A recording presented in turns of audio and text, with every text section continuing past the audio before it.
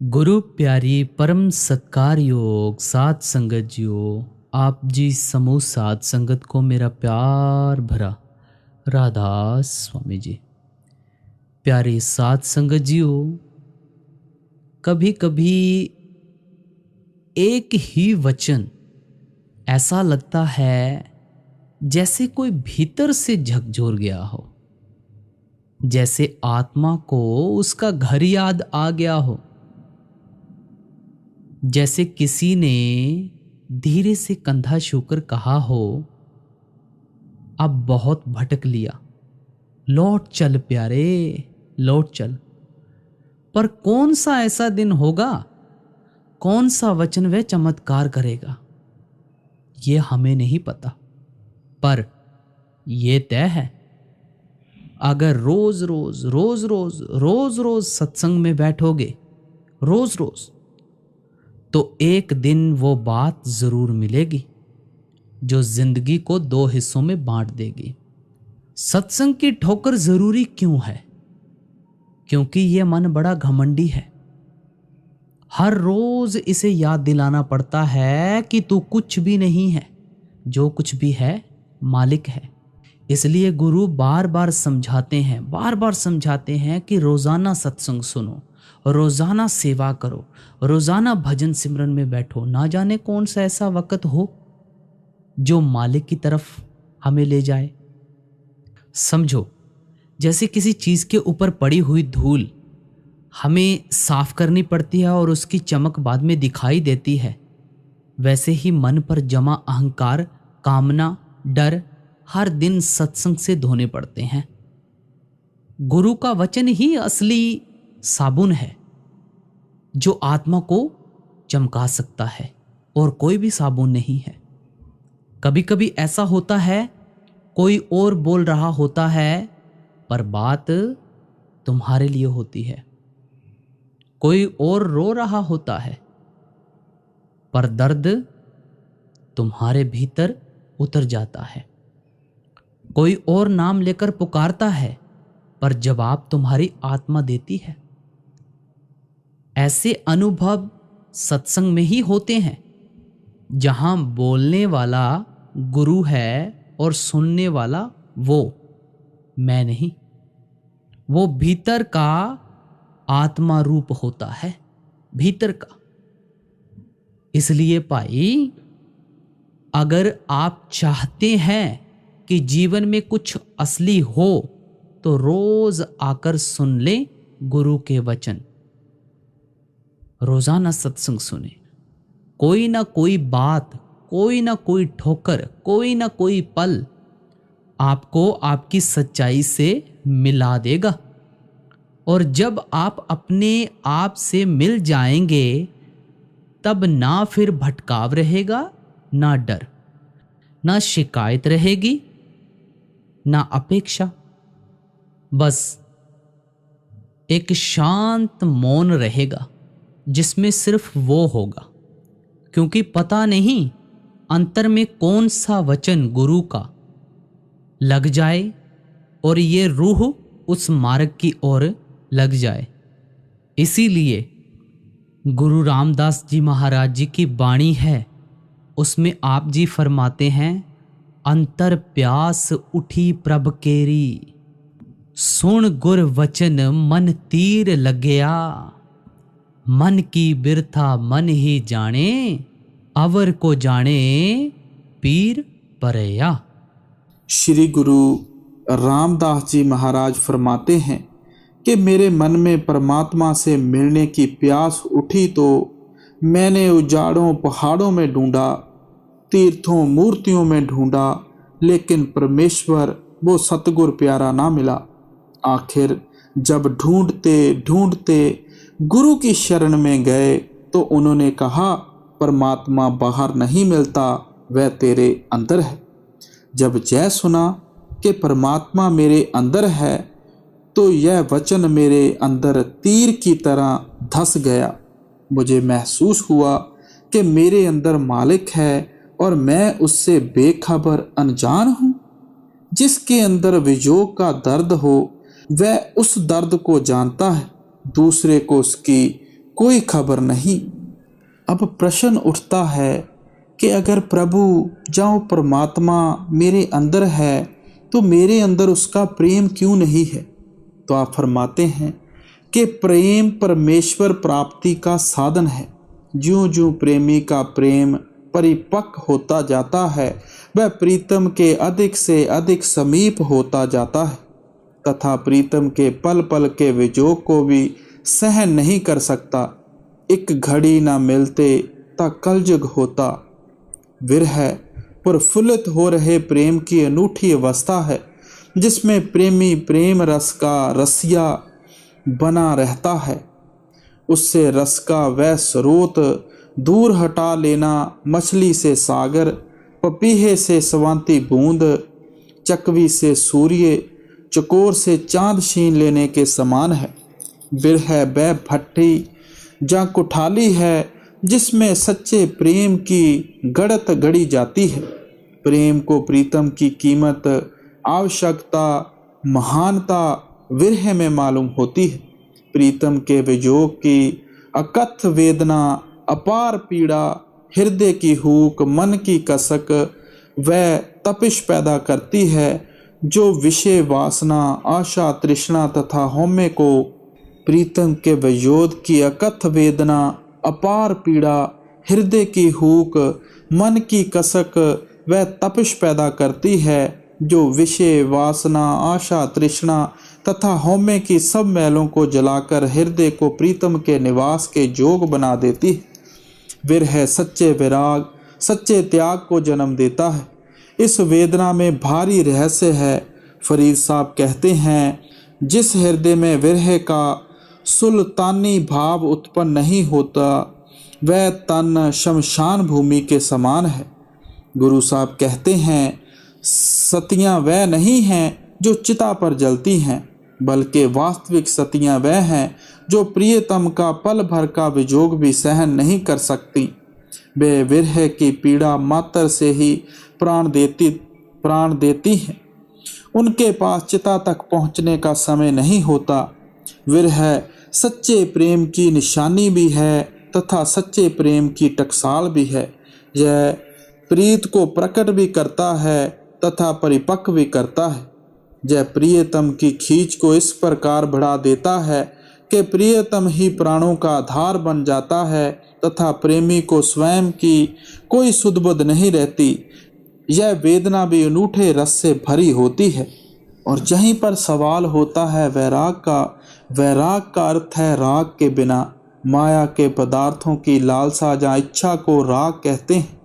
इसलिए वैरागी वह है जो संसारिक पदार्थों की चाह से निर्लेप होकर केवल एक परमात्मा के दर्शनों की इच्छा में तड़पता है। इस अवस्था में संसारिक विषय वकार, रसकस तथा कामनाओं आदि की समाप्ति हो जाती है। इनके स्थान पर उस सृजनहार या सतगुरु के मिलन की तड़प तथा प्रेम की इच्छा तीव्र तथा प्रबल हो जाती है। हृदय में उठ रही प्रेम की कसकें वैरागी को सदा व्याकुल करती रहती हैं। ऐसे वैरागी के लिए घर बार के त्याग का जहाँ विशेष प्रकार के पहनावे की आवश्यकता नहीं होती। परमेश्वर के प्रेम तथा मिलने की इच्छा से हृदय में उत्पन्न हुई स्वाभाविक निर्लेपता ही उसको वैरागी बना देती है। गुरु का शिष्य सच्चा वैरागी होता है। वह घर बार छोड़कर वैरागी सन्यासी के रूप में नहीं भटकता फिरता। सुरत शब्द जोग की साधना से उसके हृदय में सच्चा वैराग पैदा हो जाता है। ऐसा वैरागी सतगुरु की शरण में आकर परमात्मा के प्रेम के अनुभव रस का अनुभव करता है। सतगुरु की आवाज सुनकर वैरागी का तन मन प्रसन्न हो उठता है। नाम की कमाई उसके वैराग को तीव्र करती है। आध्यात्मिक उन्नति करता हुआ वह ऐसी उत्तम अवस्था प्राप्त कर लेता है जिसमें तन का नहीं सहज का वैराग उत्पन्न होता है। सो गुरु साहब भी बाणी शुरू कर रहे हैं। अंतर प्यास उठी प्रभ केरी, सुन गुर बचन मन तीर लगाया। कि जब मुझे पता चला कि मेरे अंदर परमात्मा बैठा हुआ है तो मेरे सीने में तीर चल गए। अपनी दूसरी कड़ी में गुरु साहब क्या फरमाते हैं, राम गुर मोहन मोह मन लाया। कहते हैं जब सतगुरु ने बताया कि परमात्मा तेरे अंदर ही है तो अंदर तवज्जो दी, पर्दा खुल गया, प्रतीत आ गई कि परमात्मा मेरे अंदर है और उससे मिलना चाहिए। जय वचन सुनकर मेरा मन खिंच गया। किसके जरिए? एक तो गुरु के स्वरूप के जरिए, दूसरा राम अथवा शब्द के जरिए। जब एक राम और दूसरे गुरु के साथ मेरा प्यार है, क्योंकि इन दोनों ने मेरे मन को खींच लिया है। हो आकल बिकल गई गुर देखे, हों लोट पोट होए पाया। अब रूह कहती है कि मैं अपने आप को चतुर होशियार समझती थी, बुद्धिमान समझती थी, लेकिन जब गुरु को देखा तो मैं उसके प्यार में तन मन की सुधि ही भूल गई। मैं लोट पोट हो गई। जिसको प्रेम का तमाचा अर्थात चोट लग जाए, चाहे वह कितना ही गुणी ज्ञानी क्यों ना हो, वह अपनी सुध बुध खो बैठता है। आपने कई बार सुना होगा, जिन्हां नू लागे प्रेम तमाचे, घर दे कम्मों गईयां। ख्वाजा हाफिज भी कहते हैं, अकल मंदानू जे कुछ हिस्सा, इश्क विचों हथ लगे, एक पल अंदर झल्ले कमले, होण असाथों अगे। जब गुरु का प्रेम और प्यार आ गया, अपनी होश सुध बुध भूल जाती है और मन और रूह उसके दर्शन से खींचे जाते हैं। अब सवाल पैदा होता है कि ये दर्शन कैसे हैं? परमार्थ में दर्शनों का बड़ा महत्व है। परमार्थी साहित्य में दर्शन पद परमात्मा के दर्शनों के लिए भी इस्तेमाल किया गया है और सतगुरु के दर्शन भी। परमात्मा के दर्शनों के बारे में गुरु अर्जन देव जी कहते हैं, दर्शन मांगू दे प्यारे, तुमरी सेवा कौन कौन ना तारे। आप प्रभु के आगे दर्शनों के लिए विनती करते हैं, क्योंकि प्रभु की भक्ति और प्रभु के दर्शन ही जीव के छुटकारे के असली साधन हैं। परमार्थी का असल उद्देश्य परमात्मा के दर्शन प्राप्त करना है, पर वह अपने आप उस अगम अगोचर प्रभु के दर्शन नहीं कर सकता। इसके लिए उसे सतगुरु की सहायता लेनी पड़ती है। कबीर साहब कहते हैं, निराकार की आरसी, सोंधी की देह, लखा जो चाहे अलख को, इन्हीं में लख लेह। आप कहते हैं कि वह निराकार परमात्मा पूर्ण साधु के रूप में प्रत्यक्ष प्रकट होकर जीव को ज्ञानता के अंधेरे में से बाहर निकालता है। सतगुरु अपने आप को परमात्मा में अभेद कर चुका होता है। वह देखने में आम इंसान होता है, पर वास्तव में वह परमात्मा की तरह ही ज्ञान रूप, प्रेम रूप और आनंद रूप होता है। इसलिए सतगुरु के दर्शनों से भी शिष्यों को स्वाभाविक तौर पर प्रेम, शांति और अद्भुत आनंद का एहसास होता है। जब साधक के हृदय में देह स्वरूप प्रभु का प्रेम बस जाता है तो उसके अंदर सतगुरु के दर्शनों की तड़प प्रबल हो जाती है। कहा जाता है कि जब किसी कारण गुरु अर्जन देव जी को अपने सतगुरु रामदास जी से बहुत दिनों तक दूर रहना पड़ा, तो आपने अपने सतगुरु के दर्शन की तड़प में यह वाणी लिख दी, मेरा मन लोचे गुर दर्शन ताई, बिलप करे चातृक की न्याई, त्रिखा ना उतरे शांत ना आवे, बिन दर्शन संत प्यारे जियो, हो कोली जियो कोल कुमाही, गुर दर्शन संत प्यारे जियो। तेरा मुख सुहावा जियो, सहज तुन बाणी, चिर हुआ देखे सारंग पानी, धनसु देश जहाँ तू वसिया, मेरे सज्जन मीत मुरारे जियो, हो कोली हो कोल कुमाही, गुर सज्जन मीत मुरारे जियो। एक घड़ी ना मिलते ता कल जुग होता, हुण कद मिलिए प्रिय तुद भगवंता, मोह रैन ना विहावे नींद ना आवे, बिन देखे गुर दरबारे जियो, हो कोली जियो कोल कुमाही, तिस सच्चे गुर दरबारे जियो। जब गुरु रामदास जी महाराज ने अपने 3 पुत्रों में से पूछा कि मेरे मित्र सहारी मल के जहाँ शादी है और आप तीनों में से किसी एक को जाना पड़ेगा। तो आपके बड़े पुत्र ने भी मना कर दिया, आपके एक और बेटे ने भी मना कर दिया। तो गुरु अर्जन देव जी अपने पिता को पिता ना समझकर गुरु भी समझते थे, तो आपने मना नहीं किया। जब आप जाने लगे तो गुरु रामदास जी महाराज ने कहा कि जब तक आपको वापस ना बुलाया जाए आप वापस नहीं आओगे। आपके लिए गुरु का हुक्म सिर आँखों पर था। जब कितना वक्त बीत गया, आपको वापस दरबार में नहीं बुलाया गया, तो आप अपने गुरु को पिता ही नहीं सतगुरु भी समझते थे। तो आपने 3 पत्थर इस बाणी में लिखे कि मेरा मन लोचे गुरदर्शन ताई। आपने पहला पत्थर 1 नंबर डालकर भेजा। तो आपके बड़े भाई पृथ्वी चंद ने वो पत्थर अपने पिता को नहीं दिया। आपने दूसरा नंबर डालकर फिर पत्थर भेजा, फिर वो पत्थर आप तक नहीं पहुंचा।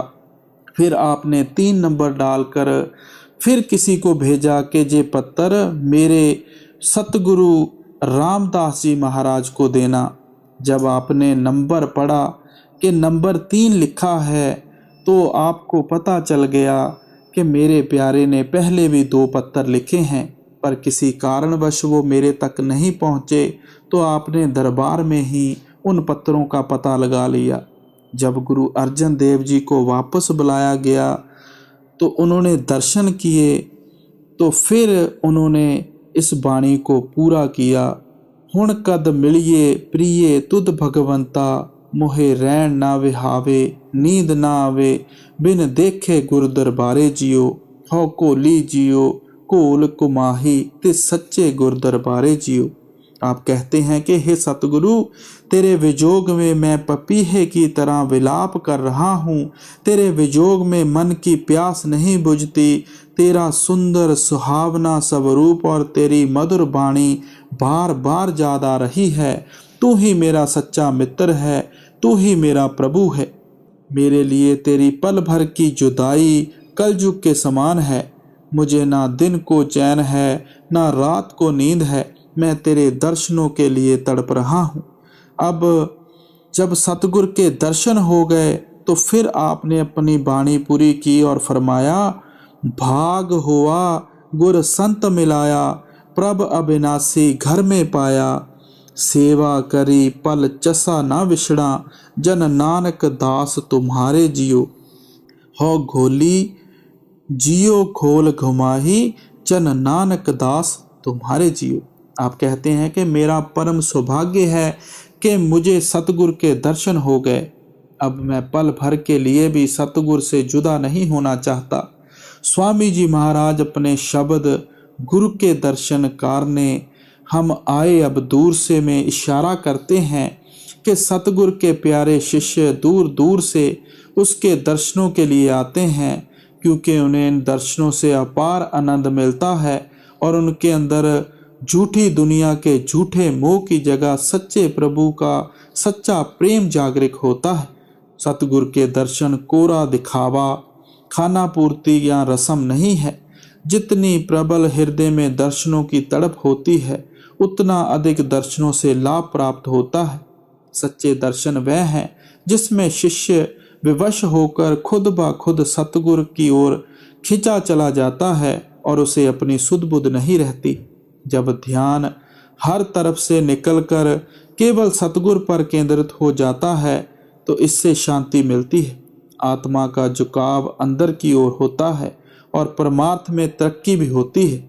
संतों महात्माओं ने अनेक धारणों द्वारा समझाया है कि जिस तरह पतंगा ज्योति की तरफ, हिरणनाद की तरफ और चकोर चांद की तरफ खिंचा चला जाता है, उसी तरह सच्चा गुरु भक्त विवश होकर खिंचा चला जाता है। स्वामी जी महाराज की वाणी है, दर्शन करत पिंड शुद्ध भूली, फिर घर भर शुद्ध क्या आए, ऐसी सुरत प्रेम रंग भीनी, तिनकी घत क्या कहूँ सुनाए। आप कहते हैं कि सच्चे प्रेमी सतगुर के दर्शनों से इस तरह प्रेम के रंग में रंगे जाते हैं कि उन्हें अपनी सुध बुध नहीं रहती, ना अपने आस पास की। गुरु अमरदास जी की वाणी है, राम गुर मोहिन मोहे मन लाया, हो आकल बिकल गई गुर देखे, हो लोट पोट होए पाया। आप कहते हैं कि सतगुर प्रभु का साक्षात रूप है। वह स्वरूप इस तरह मन को मोह लेता है कि ध्यान अपने आप उसमें लीन हो जाता है। उस हालत में मन और बुद्धि काम करना बंद कर देते हैं और आत्मा को आश्चर्यजनक आनंद प्राप्त होता है। सतगुरु के दर्शनों के लिए उत्तम समय वह है जब सतगुरु स्वयं दर्शन देने के लिए आए। ऐसे दर्शनों से सतगुरु की दया और प्रसन्नता शामिल होती है।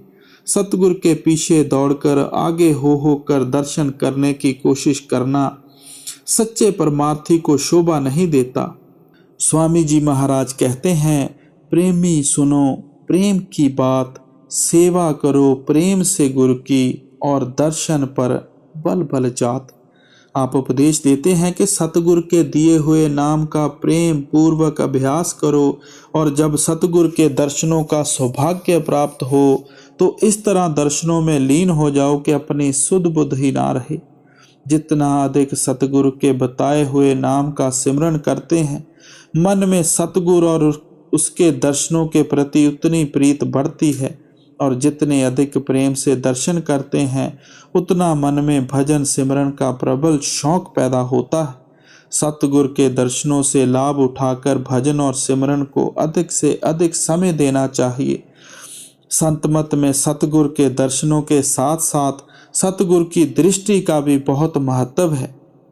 संत चरणदास जी कहते हैं, दृष्ट पड़े गुरुदेव की देखत करें निहाल, और मत पलटें तबे कागा हो मराल। आप फरमाते हैं कि जब सतगुरु अपनी मौज से दर्शन देते हैं और विषयों और शिष्यों पर अपनी मेहर भरी दृष्टि डालते हैं तो प्रेम पूर्वक दर्शन करने वालों पर रूहानी रहमत की वर्षा होती है और उनकी वृत्ति में परिवर्तन आ जाता है। परमार्थी साहित्य में सतगुरु के देह स्वरूप के दर्शनों की भी बड़ी महिमा की गई है, पर ज्यादा जोर बाहरी दर्शनों को अंतर में नूरी स्वरूप के दर्शनों का साधन बनाने पर दिया गया है।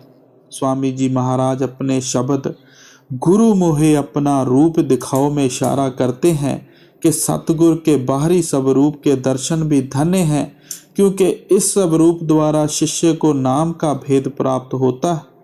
जय स्वरूप जीव के सब संशय दूर करने और उससे सत्य का ज्ञान देने का कार्य करता है, लेकिन सतगुरु का अलख अगम नूरी स्वरूप उसे मन और माया के बंधनों से आजाद करवाकर आंतरिक रूहानी चढ़ाई में सहायता देता है। बाहरी स्वरूप आंतरिक स्वरूप से मिलाप का साधन है और आंतरिक स्वरूप प्रभु से मिलाप का जरिया है।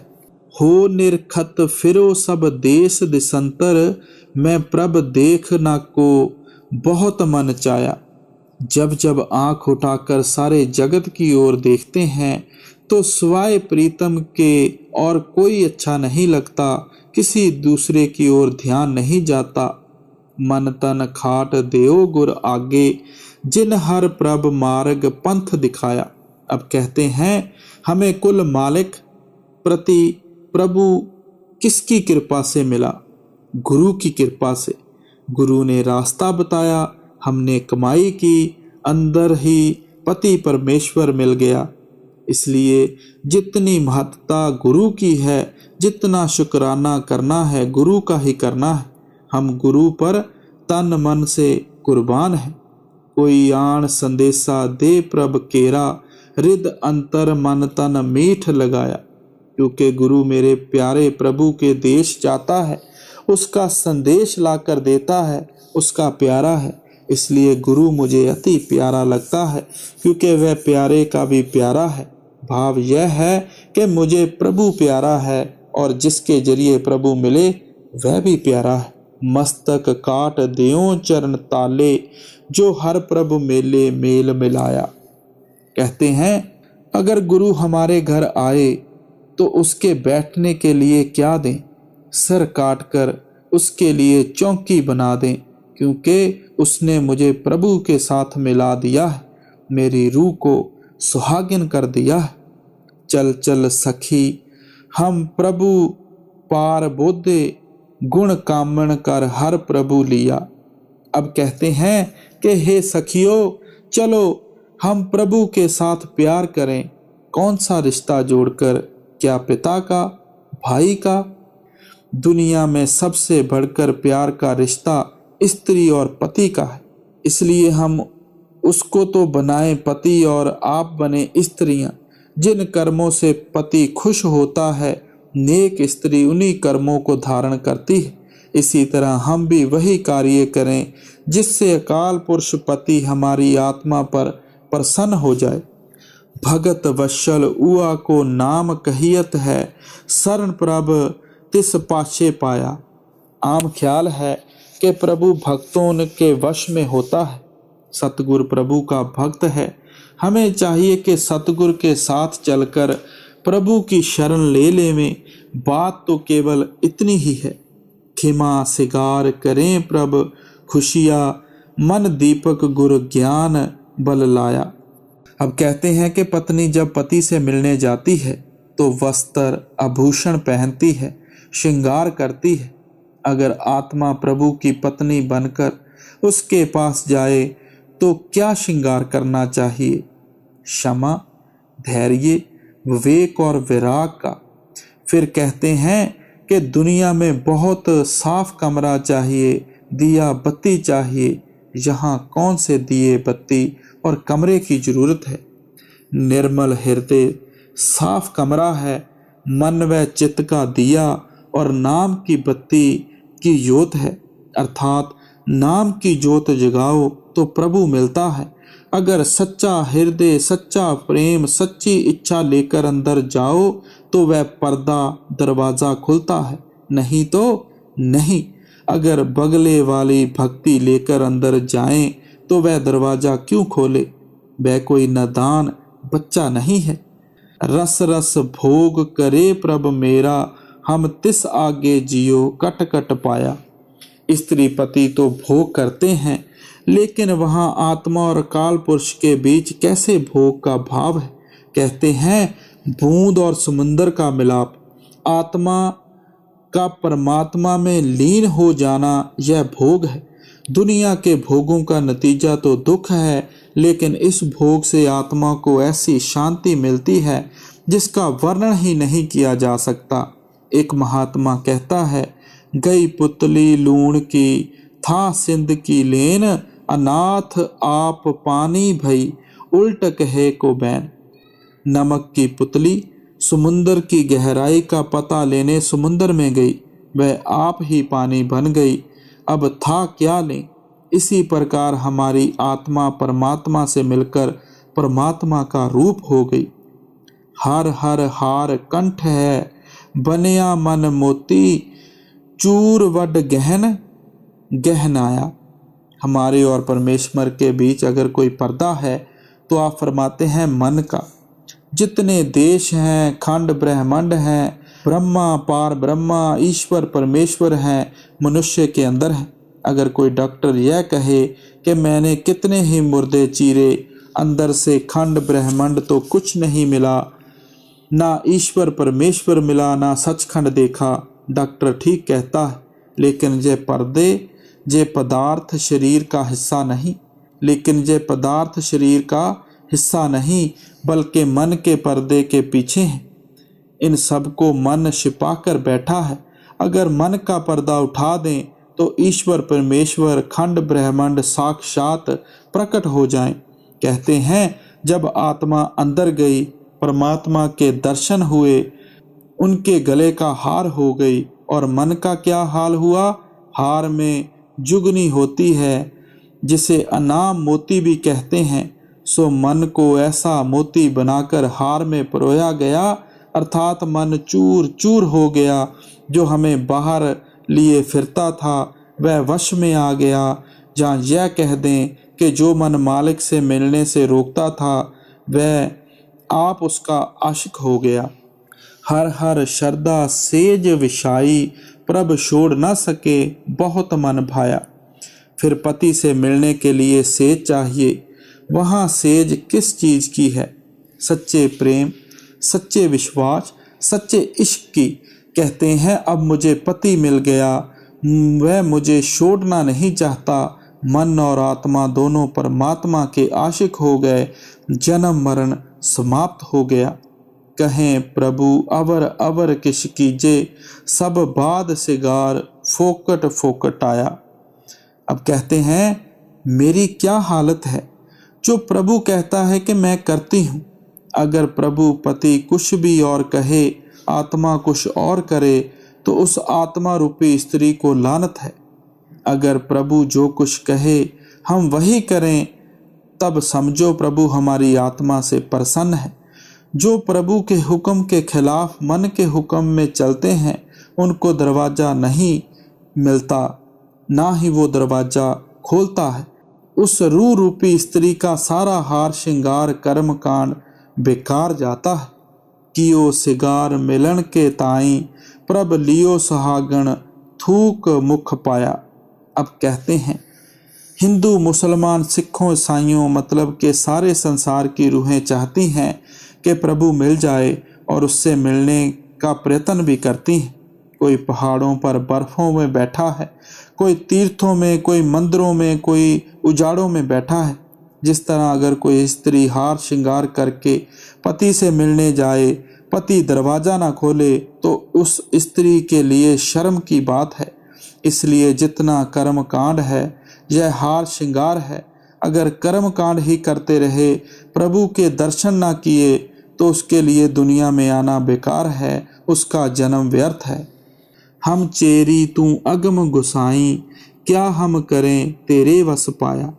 अब आत्मा प्रार्थना करती है कि हे प्रभु, तू मेरा प्रभु है, मैं तेरी शिष्य हूँ।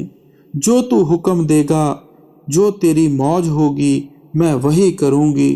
तू मेरा पति है, मैं तेरी स्त्री हूँ, तेरे अधीन हूँ।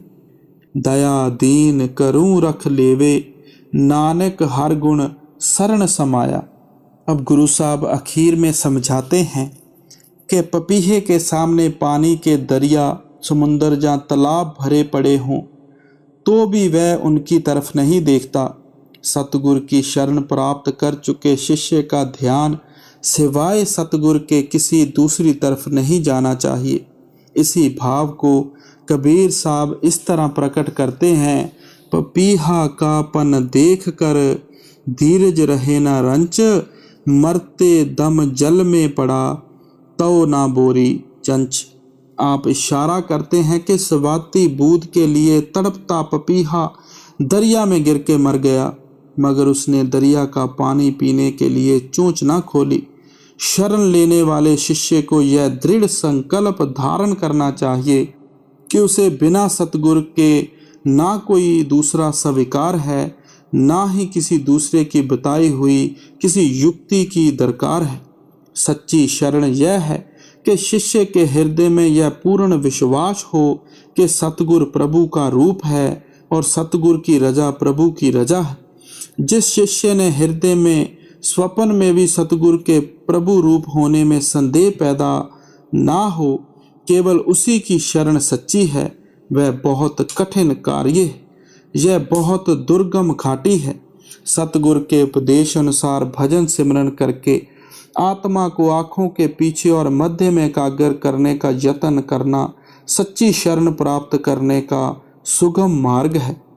गुरु अमरदास जी लिखते हैं, नानक आप छोड़ गुर माही समावे। कोई शिष्य शारीरिक तौर पर गुरु में नहीं समा सकता। गुरु साहब इशारा कर रहे हैं कि तुम सतगुरु द्वारा बताई गई युक्ति द्वारा अंतर में सतगुरु का नूरी स्वरूप प्रकट करो और अपने आप को उसमें अभेद कर दो। अपने आप को अंतर में सतगुरु के सुपुर्द कर देना ही वास्तव में उसकी शरण है। सो गुरु प्यारी साध संगत जी, आज का ये बड़ा ही रूहानियत से भरा सत्संग के जिसमें गुरु की शरण क्या होती है हमने श्रवण किया। सो हमें भी चाहिए कि अगर गुरु की शरण ले ली है तो उस शरण में कभी भी कोई इच्छा जहाँ आशाएं तृष्णाएं प्रकट ना हो, सिर्फ प्रभु भक्ति की तरफ हमारा ध्यान जाना चाहिए। राधा स्वामी जी।